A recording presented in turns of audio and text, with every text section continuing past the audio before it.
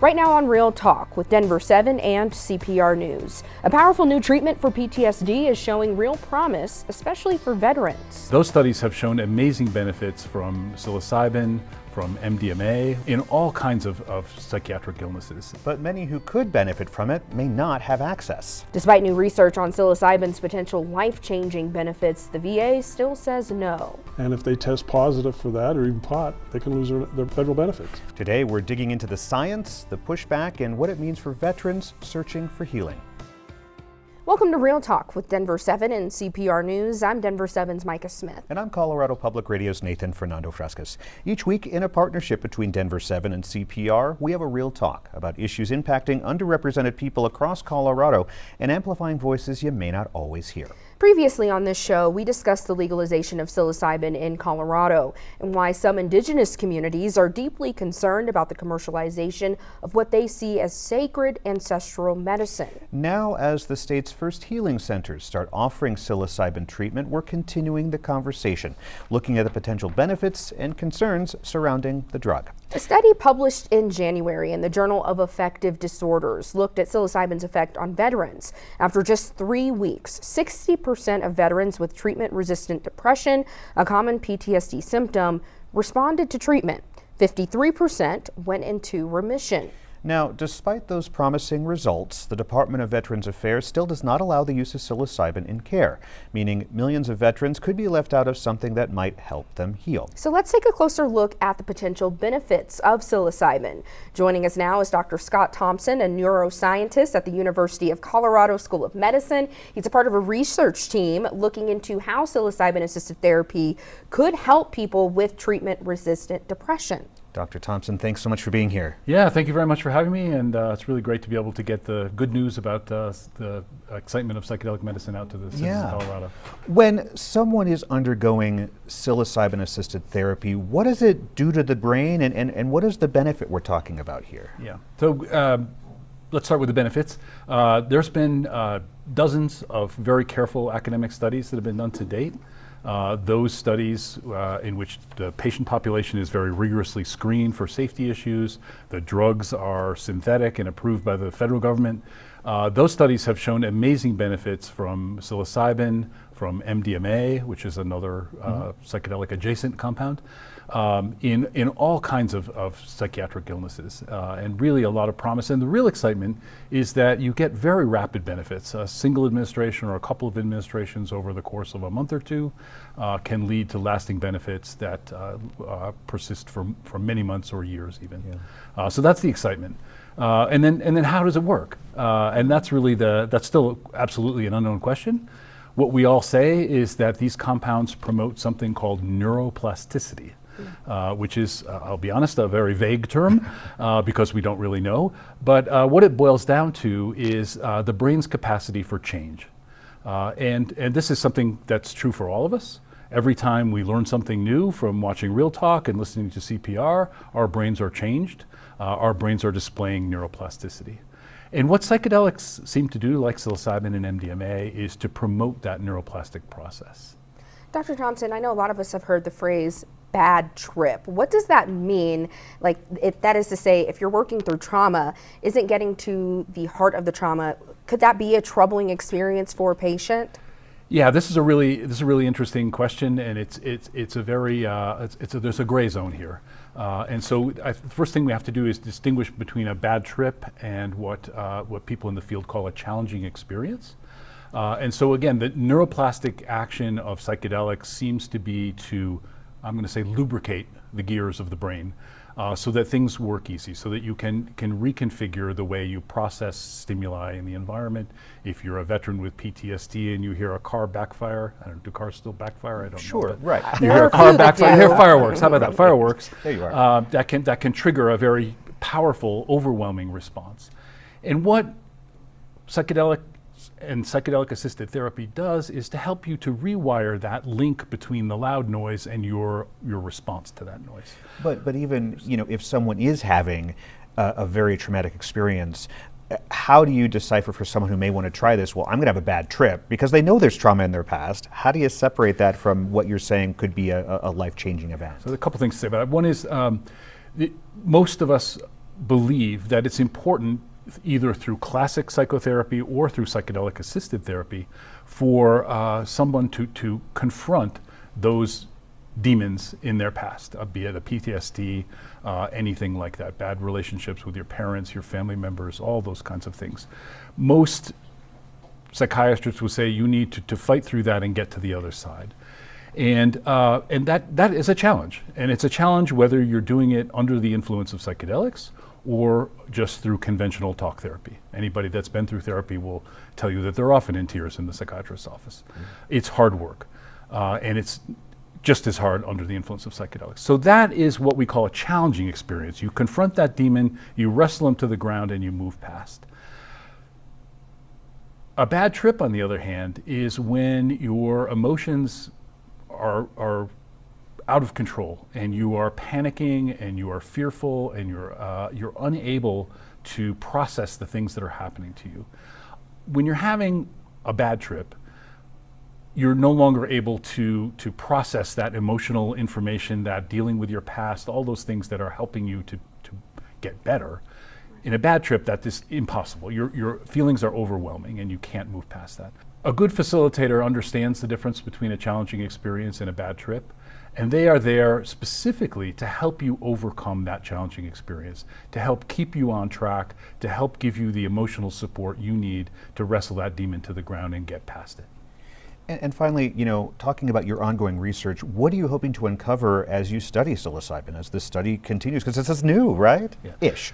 Yes, it's very new. There are so many things that we don't know. And in fact, I think here in Colorado, we're launching a massive experiment on the citizens of Colorado. It's important that we learn from that experience as people go through the process. Does it work? How long do the effects last? Is it beneficial? At the same time, usually under the sponsorship of the NIH, and so all of this research is at risk at present from the administration's draconian cuts to the budget for science and research. We are trying to understand, again, how these compounds work, the neuroplasticity mechanism. And there are a lot of questions that we don't know around that process.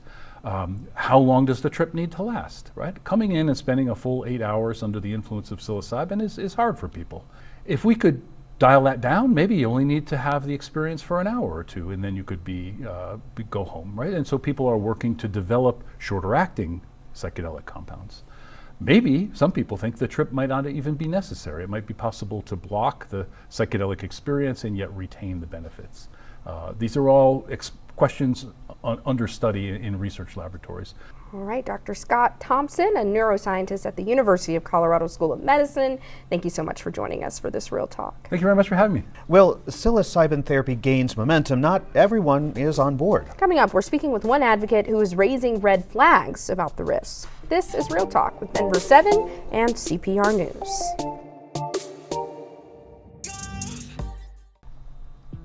Welcome back to Real Talk with Denver7 and CPR News. I'm Colorado Public Radio's Nathan Fernando Frescas. And I'm Denver7's Micah Smith. Today we're exploring the growing interest in psychedelics like psilocybin as treatments for PTSD and the debate surrounding their use. Here in Colorado, voters approved the regulated use of psilocybin therapy in 2022, making it one of the first states to legalize it for supervised mental health treatment. While the law has changed at the state level, some experts remain cautious. Critics warn we still don't know enough about long-term effects, especially for those with underlying conditions that need the most help. We want to hear more about these concerns, so joining us now via Zoom is Luke Niforatos, the Executive Vice President of Smart Approaches to Marijuana. Luke, thank you so much for joining us today. Thank you for having me on the show, Nathan and Micah. Well, first, tell us more about your organization, Smart Approaches to Marijuana. Yeah, so many people probably know us for our work to really hold the marijuana industry accountable and educate people about today's high potency marijuana. But over the last few years, we've expanded our mandate, working to educate folks on drugs like many of the psychedelics that are being voted on the ballot in a number of other states. And so we have a sister organization called the Foundation for Drug Policy Solutions, which you can find at gooddrugpolicy.org. Where we do a lot of work to educate on things like what Colorado's experimenting with, psilocybin and other substances potentially down the road. As we start to allow the use of psilocybin therapy here in Colorado, what are the biggest concerns you have with the availability of the treatment? Yeah, so first of all, we're in unprecedented territory here with this program. Never before in the history of this country have we relegated medicine and the study of medicine and what kind of the pros and cons could be to entrepreneurs and political votes. We did that, I guess, with medical marijuana, but here with psychedelics, we're doing it again. Before that, it never had happened. We entrusted the FDA, we entrusted scientists, doctors, and medical professionals to advise us on what medicine is. So, right out the gate, I'm very concerned about this program here in Colorado, as well as the program in Oregon, because they're not science or evidence based. These are programs that only exist because of a political ballot measure where millions of dollars were spent by profit-seeking entrepreneurs, people who are enthusiasts and like to use these substances non-medically themselves. And what we're seeing is really a very familiar trajectory with marijuana was promised as a medical treatment for veterans to solve our PTSD problems, for example. That was one of the highest performing ads for Amendment 64. Here we are again with psilocybin, where it's being promised to treat PTSD for veterans. So my concerns are a few. First of all, the industry capture. We have major Silicon Valley and Wall Street investors who are involved now that are pushing psilocybin and other psychedelic substances for a whole laundry list of ailments. So concerned about the profit incentive. I'm also concerned about the lack of science that is at part taking play in this process. It's not scientists. There's no clinical trials. In Colorado, they're called natural health medicine centers by law because that's what was voted on. Unfortunately, that is a total misnomer. No scientists have cleared these products to be medicine. There's no dosage. You ask any person at any of the centers that are approved in Colorado what the dose of psilocybin is for PTSD, for example, they will not be able to answer you because there's no dose, because it hasn't been approved by the FDA. In fact, the American Psychiatric Association has said there is insufficient evidence today to warrant the use of psilocybin or other psychedelics for mental health disorders, for example. So the lack of science, very concerning. And finally, the third big concern I have is there's a total lack of knowledge on behalf of the public as to what these substances will do, what the contraindications are. So if you're using certain kind of medication, will psilocybin adversely interact with that medication? What happens if you have an adverse experience in one of these natural health medicine centers? Most of the people are woefully undertrained, not even allowed to prescribe real medications. So there's a lot of concerns there too. And Luke, there's more studies coming out suggesting that psychedelics like psilocybin are inherently therapeutic. What do you want the public to understand about the risks or limitations of these substances? There's research that suggests that it has strong therapeutic potential. But it has, again, not been approved by the FDA. Psilocybin has not been approved by any major medical body in the world as a treatment for any disorder at this point.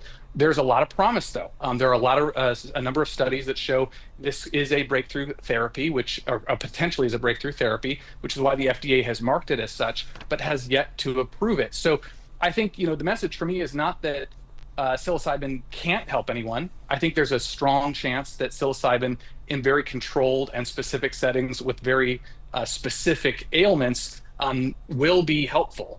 However, the message is that we also are seeing caution from the research right now. There was a recent study in the Journal of the American Medical Association that found that people who are using psychedelic substances like psilocybin are 21 times more likely to develop schizophrenia than the general public. A major longitudinal study that was done on users of psilocybin found that more than 40% of participants who had experimented with psilocybin said it was one of the most difficult experiences of their life. And what we're talking about in Colorado is that anybody who walks into one of these natural health medicine centers, anyone, they don't have to have a card like we saw with medical marijuana. You just self-certify. You say, I have whatever disorder and I'd like to receive it, and you will. So when you're talking about 40% of people in some of these large studies saying it's one of the worst experiences of their life, that's a little bit concerning when I think about the promises that are being made to veterans, for example. Veterans, this will treat your PTSD. That's what these companies and advocates are saying. And unfortunately, this could actually have the absolute opposite intended effect for them. It could severely harm people with very serious mental health conditions. What do you see instead as the responsible path that you say? If it is not the psilocybin path, is there a path that you see forward for people who are dealing with not only PTSD, but other mental health concerns? We need to trust the scientists. We need to trust our doctors.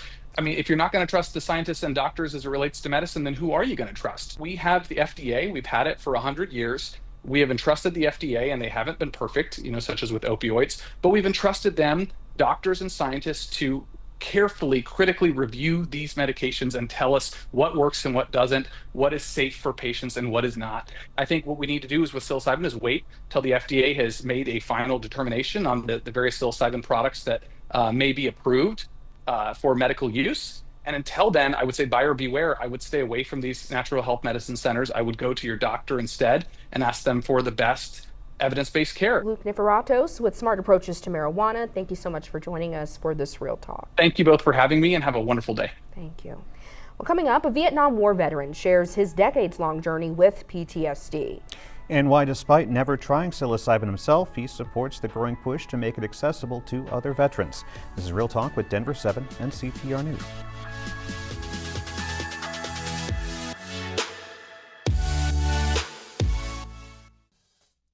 Welcome back to Real Talk with Denver7 and CPR News. I'm Denver7's Micah Smith. And I'm Colorado Public Radio's Nathan Fernando Frescas. Throughout this episode, we've been looking at how psilocybin's potential to treat PTSD and the groundbreaking impacts that could have on Colorado's veteran community. We talked about the science and we've heard the concerns. Now we want to bring in a veteran's perspective. Many vets are looking for anything that will help them heal. For some, that means advocating for access to treatments they haven't even tried yet. David Lyons was 19 when he was aboard a Navy hospital ship during the Vietnam War. It was then he developed post-traumatic stress disorder because of what he saw on that ship. He's just one of many veterans in Colorado. They're on a journey to healing, and for some that might include psychedelics, but so far for David, it's not. David, thank you so much for being here for this Real Talk. My pleasure. I hope I can help. Take us on your journey. You've been working with the VA on traditional treatments for PTSD. What does that look like? Well, when I came back and then I retired, and I had a lady that was in our chapter. She was a nurse, and she was very good at recognizing PTSD. And then I went on a seminar in Tucson, and I ran into about 7 or 8 guys that didn't know me, and they all said, "You got a problem." Mm-hmm. So I came back, went through the vet center, got tested, and then they told me that they had a 7-week program at the Denver hospital, and that I would probably benefit from that. Yeah. So that's what I did. Yeah. Toughest thing I ever did, the hardest thing I ever did, but it was the best thing I ever did.